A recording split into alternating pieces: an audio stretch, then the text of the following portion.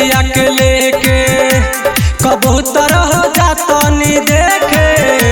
संदेश लाई मैया के लेके देरी भइल बाटे कवन कारणवा अखिया रही निरेखे कबूतर हो जातनी देखे संदेश लाई मैया के लेके कबूतर हो जातनी देखे संदेश लाई मैया के लेके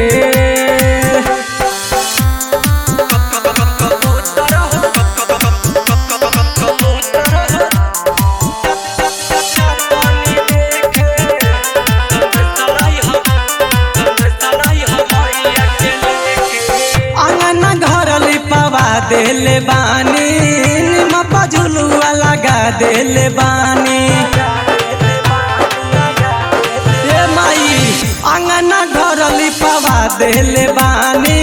निमप झुलुआ लगा देले बानी पूरा नियम से करतनी पूजनवा हमारो काम कदये के कबूतर हो जातनी देखे संदेश लाई मैया के लेके कबूतर हो जातनी देखे संदेश लाई मैया के लेके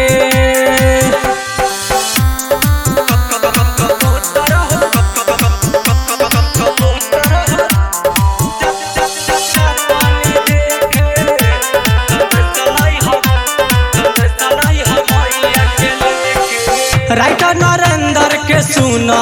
रजिया परलबा माई तो से गरजिया ए माई नायक जी के तू सुना रजिया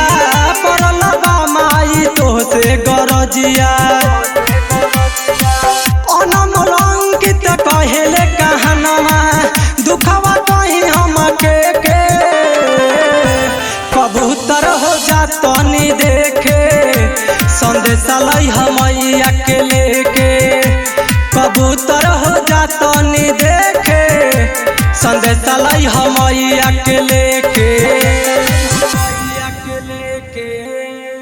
recording studio red angel music.